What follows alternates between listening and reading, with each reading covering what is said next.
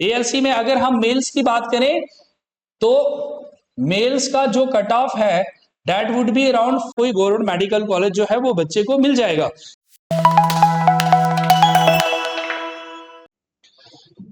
Hello students and parents, myself Manjeet Singh, welcome to Sankalp competitive classes. आज हम दो main important issues के ऊपर डिस्कशन करेंगे और ये वीडियो सिर्फ नीट एस्पिरेंट्स के लिए इंपॉर्टेंट नहीं है, ये वीडियोस हर उस कैंडिडेट के लिए इंपॉर्टेंट है जो आने वाले टाइम में नीट का एग्जाम देने वाला है या फिर आप किसी भी गवर्नमेंट एग्जाम की प्रिपरेशन कर रहे हैं। क्योंकि आज इस वीडियो में हम न्यू रिजर्वेशन पॉलिसी का जनरल कैटेगरी के ऊपर क्या इफेक्ट पड़ेगा उसको डिटेल में डिस्कस करेंगे और साथ में ये भी डिस्कस करेंगे कि इस साल का नीट का 2024 में जो रिजल्ट अभी आया है, इस रिजल्ट के बाद अब जेएंडके में जो कट ऑफ है एमबीबीएस का वो अलग अलग कैटेगरीज में क्या हो सकता है। क्योंकि ये जो नीट का स्कैम सामने आया है, आई पर्सनली बिलीव दैट कि एनटीए ने इस बार जो एग्जाम कंडक्ट करवाया है उसमें ट्रांसपेरेंसी वैसी नहीं बरती गई है जैसी ट्रांसपेरेंसी होनी चाहिए। लास्ट ईयर के कंपैरिजन में इस साल जो है रैंक्स में सेम मार्क्स के ऊपर रैंक्स में काफी जंप देखने को मिला है, इवन 3 टाइम्स जंप देखने को मिला है, वो भी डिटेल में डिस्कस करेंगे। एंड नीट के स्कैम की वजह से ऑब्वियस सी बात है कि ये ट्रांसपेरेंट नहीं हुए हैं इस बार एग्जाम्स। बहुत सारे बच्चों को ग्रेस मार्क्स मिले हैं जो हम जिसको मैं अपनी फनी लैंग्वेज में डीएसएल मेथड बोलता हूं कि अगर आपने थोड़ी लेट पेपर स्टार्ट किया तो कुछ आपको एज मिल जाएगा।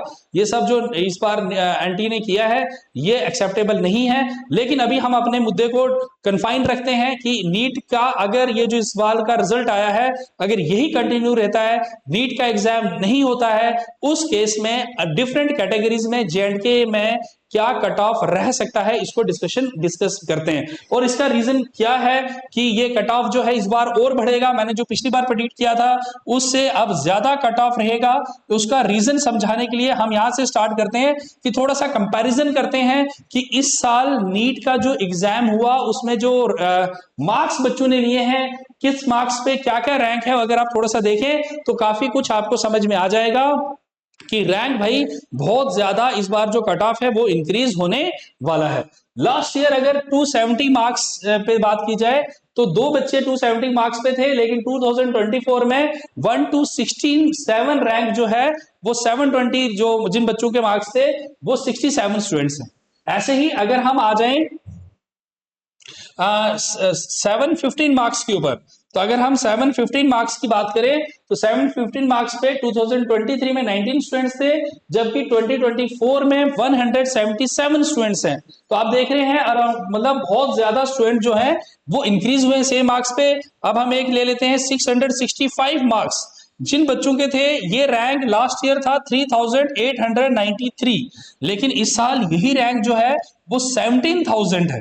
ठीक है, वहीं पे अगर हम 605 मार्क्स की बात करें तो लास्ट ईयर 605 मार्क्स जिस बच्चे ने फेच किए थे लास्ट ईयर उसे रैंक था 26,425।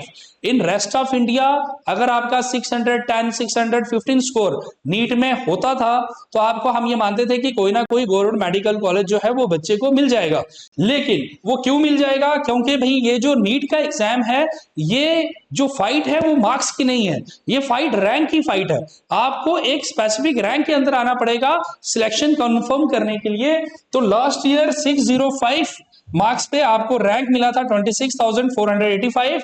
इस साल आप देख रहे होंगे वही रैंक जो है 605 अगर आपके मार्क्स हैं तो 76,000 के अराउंड रैंक है। 3 टाइम्स ज्यादा जो रैंक है ये जंप कर गया है। तो इसका मतलब ये हुआ कि ये जो हमारे जेएंडके के जो स्टूडेंट्स थे, बहुत से ऐसे बच्चे जैसे मान लो जी किसी के 690 मार्क्स हैं, 695 700 मार्क्स हैं या फिर 680 मार्क्स हैं, 675 मार्क्स हैं, इन सभी बच्चों को एम्स मिल जाता था। ये बच्चे एम्स में या जो रेस्ट ऑफ इंडिया के टॉप कॉलेजेस हैं उसमें एडमिशन ले लेते थे और जो बाकी बच्चे हैं वो जीएमसी जम्मू, जीएमसी श्रीनगर या फिर स्कीम्स या अदर जो हमारे गवर्नमेंट मेडिकल कॉलेज हैं उसमें एडमिशन लेते थे। लेकिन क्योंकि इस बार कट ऑफ बहुत ज्यादा राइज हो गया है जिसकी वजह से मैं समझता हूं कि 670 वाला मार्क्स फैच करने वाला स्टूडेंट भी जीएमसी जम्मू या जीएमसी श्रीनगर या स्कीम्स जो है वो प्रेफर करेगा या उसे मिलेगा। तो जिसकी वजह से जो कट ऑफ है वो बहुत ज्यादा राइज होगा। और राइज में कितना ये जो कट ऑफ है ये आपको राइज देखने को मिलेगा। अगर हम इसको देखें तो हम expected J&K UT and Ladakh cut off after NEET scam, मैं बार बार बोल रहा हूं क्योंकि मैं मानता हूं ये जो नीट का स्कैम है इसके बाद ये इफेक्टिव जो कट ऑफ है उसमें चेंज देखने को मिलेगा। STL में अगर हम देखें तो that would be around male का 350 से 355, आप इसे मान के चलें कि इससे ज्यादा ही कट ऑफ रहेगा। फीमेल्स का 410 से लेकर 415। अगर आपके मार्क्स इससे कम आ रहे हैं, मेरी ये एडवाइस है कि आपको नेक्स्ट ईयर एग्जाम की प्रिपरेशन करना स्टार्ट कर देना चाहिए। ये आपके लिए दोनों वे में इंपॉर्टेंट हेल्पफुल रहेगा। इन केस नीट का एग्जाम फिर से होता है, आपकी प्रिपरेशन चलती रहेगी। अगर नीट का एग्जाम नहीं भी होता है तो आप नेक्स्ट ईयर के लिए अपने आप को प्रिपेयर कर सकते हैं। इसी तरह से STK का जो कट ऑफ है मेल्स का 450 से 470 एंड फीमेल्स का 490 से 500 के बीच में रह सकता है। And then we have different categories like we have ALC में अगर हम मेल्स की बात करें तो मेल्स का जो कट ऑफ है दैट वुड बी अराउंड 485 से लेकर 500 एंड वहीं पे फीमेल्स का जो कट ऑफ है दैट वुड बी 440 से लेकर 460 के बीच में। EWS में 490 से 500, फीमेल्स का 392 से 420, ठीक है, इसके राउंड ही रहेगा। इवन ज्यादा ही जाना चाहिए, 420 से कम आने की संभावना अब देखी ऐसी नजर नहीं आ रही है। SC का कट ऑफ बॉय मेल्स में 460 से 475, फीमेल्स में 480 से 490, इससे भी ज्यादा जा सकता है।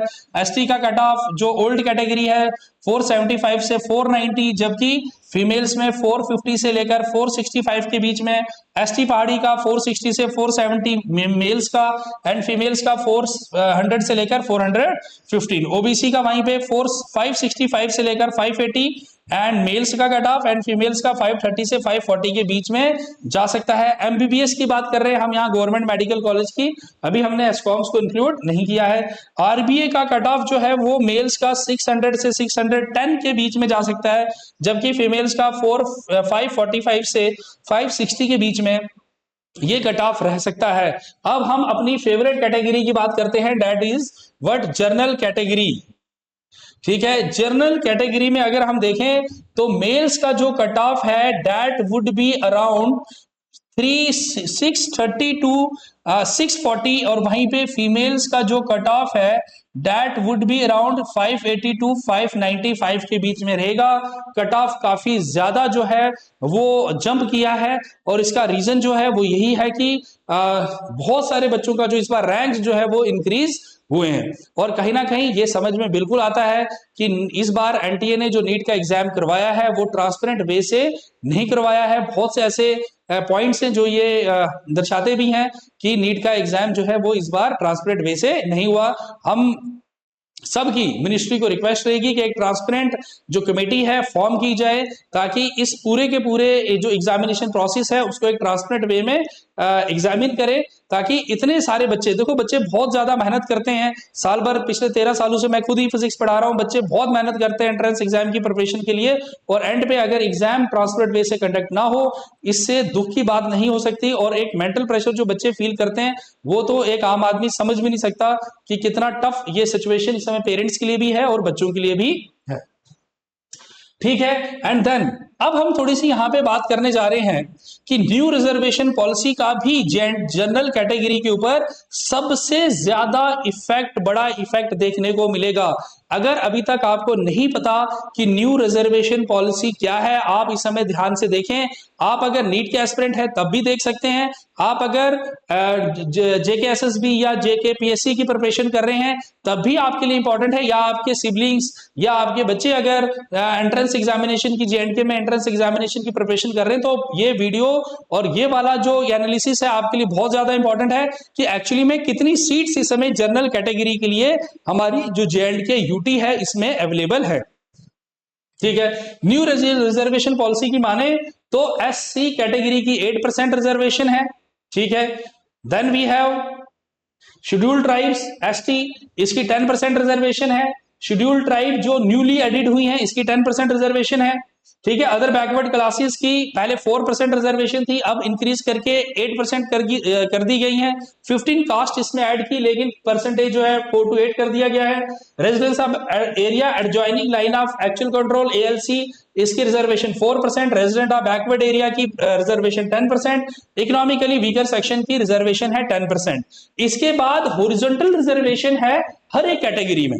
जैसे मान लेते हैं कि अगर आरबीए के 100 स्टूडेंट्स हैं, तो अब आरबीए में 10% हॉरिजॉन्टल रिजर्वेशन होगी, एंड मतलब आरबीए के ही कैंडिडेट्स के लिए 10% सीट रिजर्व होंगी।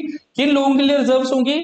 पर्सन विद डिसेबिलिटी के लिए 4%, चिल्ड्रन ऑफ डिफेंस पर्सन के लिए 3%, जेकेपीएम में 1%, and candidate processing outstanding proficiency in sports ये 2%। थोड़ा सा आइडिया समझते हैं कि कितना सीट का डिवीजन जो है वो न्यू रिजर्वेशन पॉलिसी के बाद हमारे पास अवेलेबल है। आप किस कैटेगरी में हैं, आपको कितनी सीट्स अवेलेबल है आपके लिए, क्या रैंक अगर आपका आ जाता है तो आपकी सीट कंफर्म है, किस रैंक के बाहर आपकी जो सीट है वो कंफर्म नहीं, थोड़ा आइडिया लेते हैं। वैसे जेएंडके में अराउंड 1013 एमबीबीएस सीट्स हैं। हम मान के चलते हैं फॉर सेफर क्या कहते हैं calculation purpose we have 1000 seats, ठीक है। या कोई और एग्जाम भी आप ले सकते हो, चाहे जेकेपीएससी है, जेकेएसएसबी है। मान लेते हैं कि अगर टोटल 1000 सीट्स हैं और इसमें अगर 1000 सीट्स हैं तो एएलसी की 4% सीट्स, एएलसी की 40 सीट्स, ईडब्ल्यूएस की 100 सीट्स हैं, ये रिजर्व्ड सीट्स हैं। एससी की 80 सीट्स हैं, एसटी कैटेगरी जो ओल्ड है उसकी 100 सीट रिजर्व है, एसटी पहाड़ी की जो है वो 10% मतलब 100 सीट्स रिजर्व है, ओबीसी की 80% सीट रिजर्व है, और आरबीए की 100% इतनी सीट्स रिजर्व होगी। इतनी सीट रिजर्व मतलब ये टोटल जो परसेंटेज बनता है दैट इज अराउंड 60%। ये अराउंड नहीं है, एग्जैक्टली 60% है। इसका मतलब 60% हमारे पास रिजर्व्ड सीट है। मतलब अब हमारे पास कितनी सीट्स बची जनरल के लिए? जनरल के लिए जनाब हमारे पास बची 40% सीट्स। तो अगर 1000 सीट्स हैं तो 400 सीट्स जनरल कैटेगरी के लिए अवेलेबल हैं, और इस 40% में भी हॉरिजॉन्टल रिजर्वेशन है 10%। तो हॉरिजॉन्टल रिजर्वेशन 10% समझते हैं पहले। मान लो 1000 सीट्स टोटल थी, 1000 में से 40% जनरल के लिए रिजर्व है, मतलब 400 सीट्स। 400 सीट्स के भी 10% मतलब 40 सीट्स रिजर्व हो जाएंगी हॉरिजॉन्टल कैटेगरी के हॉरिजॉन्टल रिजर्वेशन में, जिसमें person with disability, children of defence personnel, या फिर जेकेपीएम, या फिर स्पोर्ट्स कैटेगरी आ जाती है। तो अगर जनरल कैटेगरी के किसी कैंडिडेट के पास स्पोर्ट्स कैटेगरी है, या फिर जेकेपीएम, या फिर चिल्ड्रन ऑफ डिफेंस पर्सन से रिलेटेड है, या फिर पर्सन विद डिसेबिलिटी का सर्टिफिकेट है, तो इनके बच्चों के जो है 40 सीट्स यहां रिजर्व हो जाएंगी। कुल मिलाकर 360 सीट्स जो है वो अवेलेबल रहेंगी जनरल कैटेगरी के लिए। तो एग्जैक्टली अगर मैं बोलूं, अगर आप जनरल कैटेगरी से हैं और आपके पास किसी तरह की हॉरिजॉन्टल रिजर्वेशन नहीं है, तो आपके लिए जो सीट्स होंगी that would be only 36%।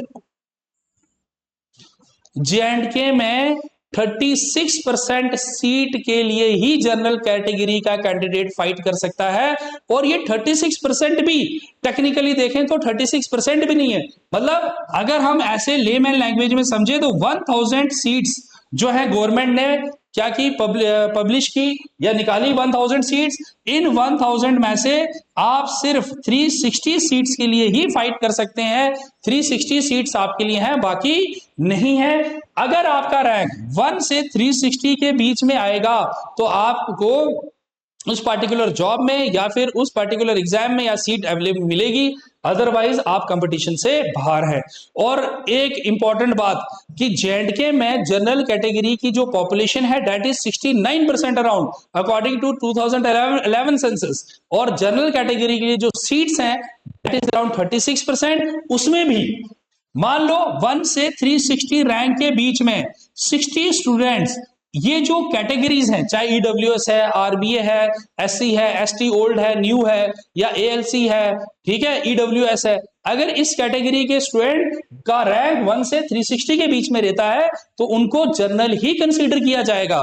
मतलब जब फाइनल लिस्ट निकलेगी तो 1000 में ये प्रोबेबिलिटी है कि 250 स्टूडेंट्स या 300 स्टूडेंट्स ही जनरल वाली कैटेगरी के होंगे, 360 स्टूडेंट भी जनरल वाली कैटेगरी के लिए नहीं होंगे। इसका मतलब 1000 में, या फिर अगर हम टेक्निकली देखें तो 100 सीटें अगर निकलती हैं तो 36 से भी कम सीट जो है वो जनरल कैटेगरी के स्टूडेंट्स को मिलेंगी। और एट द सेम टाइम और पॉपुलेशन क्या है जनरल कैटेगरी की, अराउंड 69%। तो I think this is share injustice. मुझे खुद समझ नहीं आती कि क्यों जो हमारे स्टेट के यूथ है या फिर हमारी स्टेट के जितने भी सिटीजन है, ये लोग हैं, क्यों चुप है। इतना इंपॉर्टेंट इशू है जिसके ऊपर बात होनी चाहिए, ये भविष्य डिसाइड करेगा आने वाले टाइम का, हमारी स्टेट का, हमारी कंट्री का। लेकिन अगर इस तरह से इतनी कम सीट्स जनरल कैटेगरी के पास रहेंगी तो बहुत बड़ा डिवीजन सोसाइटी में क्रिएट होगा। और पहली बात तो जो हार्ड वर्किंग स्टूडेंट्स हैं, डिजर्विंग कैंडिडेट्स हैं, उनको सीट्स नहीं मिलेंगी, उनके कैरियर के लिए ये बहुत बड़ा सेटबैक है। इवन हम देखते भी हैं कि अगर मैं नीट की ही बात करूं कि एट द सेम टाइम एक बच्चा इस साल जो 610 नंबर मार्क्स लेगा जनरल कैटेगरी का, उसे नीट में सीट नहीं मिलेगी, वो डॉक्टर नहीं बन पाएगा। एट द सेम टाइम हो सकता है हमें मिलेंगे ऐसे बहुत सारे बच्चे कि 250 मार्क्स, इवन की 200 मार्क्स पे भी हम देखते हैं कि बच्चों को एमबीबीएस की सीट मिल जाती है। एक तरफ हम 250 मार्क्स के कैंडिडेट को डॉक्टर बना रहे हैं और दूसरी तरफ 610 मार्क्स लेने वाला बच्चा भी डॉक्टर नहीं बन पा रहा है। ये सोसाइटी में मैं समझता हूं एज ए टीचर, देखो बहुत सालों से 13-14 साल हो गए मेरे को फिजिक्स पढ़ाते हुए। स्टेट से बाहर कोटा में भी मैंने पढ़ाया, अब भी पढ़ा रहे हैं, और बच्चों के साथ साल भर लगते हैं, मेहनत करते हैं बच्चों के साथ। बच्चे खुद बहुत ज्यादा मेहनत करते हैं। हमारा तो मेन रोल है कि उनको बेटर वे में गाइड किया जाए, हर तरह का कंटेंट प्रोवाइड किया जाए ताकि उनको कंप्लीट मतलब 100% मार्क्स लेने के लिए वो उस डायरेक्शन में जो है वो बच्चे जा पाए।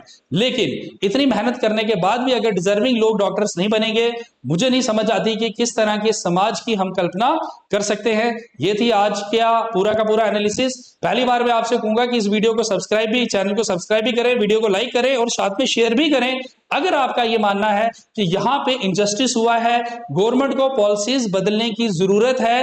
We have our government has a very good missionaries, इसमें प्रॉपर वर्क करें कि किस कैटेगरी में क्या रिजर्वेशन देनी चाहिए। अगर हम कोई पॉलिसी फ्रेम कर रहे हैं उससे किस तबके के लोगों को, किन सेक्शन ऑफ पीपल पे भी इफेक्ट पड़ सकता है। आपने एसटी पहाड़ी को रिजर्वेशन तो दिया, बहुत अच्छा किया, ठीक है, लेकिन आपने जनरल्स उठा के उनको वहां पे 10% रिजर्वेशन दे दिया। इवन की 1992 के इंदिरा साहनी केस में सुप्रीम कोर्ट की गाइडलाइंस भी थी कि कभी भी रिजर्वेशन 50% के मार्क को क्रॉस नहीं कर सकती, फिर भी गवर्नमेंट ने किया। और मुझे तो लगता है गवर्नमेंट खुद हंस रही होगी हम पे कि मतलब हमने जनरल कैटेगरी के रिजर्वेशन को 36% से भी आज हम कम लेकर आ गए और लोग बिल्कुल शांत हैं, बच्चे बिल्कुल शांत हैं, पेरेंट्स बहुत शांत हैं कि यार ठीक है, अगर होता है तो होने दो, क्या फर्क पड़ता है। तो मुझे लगता है कि हम शायद हैप्चुअल हो चुके हैं इनजस्टिस बेयर करने के लिए। हमें नहीं फर्क पड़ता कि ठीक है अगर इनजस्टिस हो रहा है तो होने दो।